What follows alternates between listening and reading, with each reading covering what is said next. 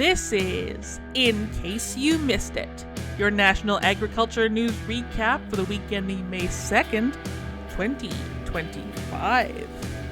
Following Monday's federal election, the message from agriculture groups to Mark Carney's Liberal government was essentially welcome, now get to work.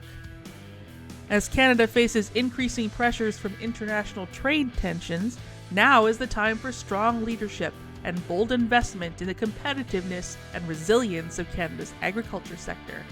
That was the message from the Canadian Federation of Agriculture's president, Keith Carney.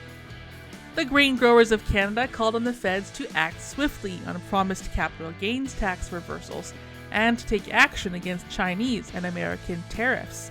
The organization said grain farmers are ready to be an equal partner in growing Canada's economy. The election saw NDP support collapse, and while the Conservatives increased their seat count, Mark Carney's Liberals were first past the post. Is supply management a roadblock to free interprovincial trade? One longtime critic of the dairy sector says he thinks so.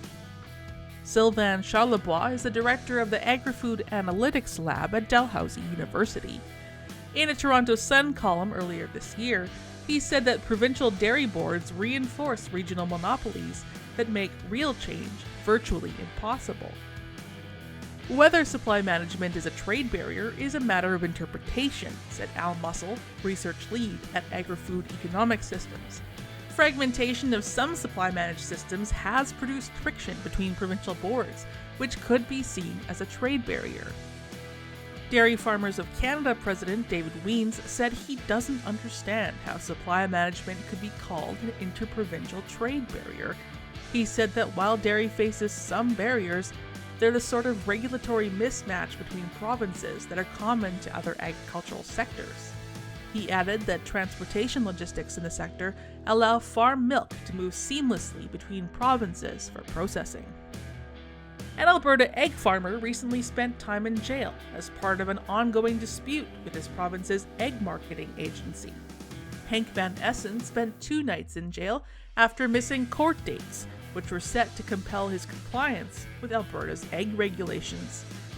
Those regulations ban farmers outside of the supply managed system from having more than 300 laying hens. Van Essen told the Western producer that he had more than 300 chickens and that he can't make a living with fewer birds. He said he tried to get quota through Egg Farmers of Alberta's new entrant program, but wasn't successful, and buying quota outright was too expensive.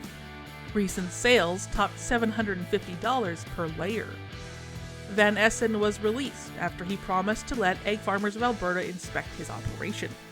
The agency told the Western producer that after an inspection, Van Essen was found to be within the 300 hen limit.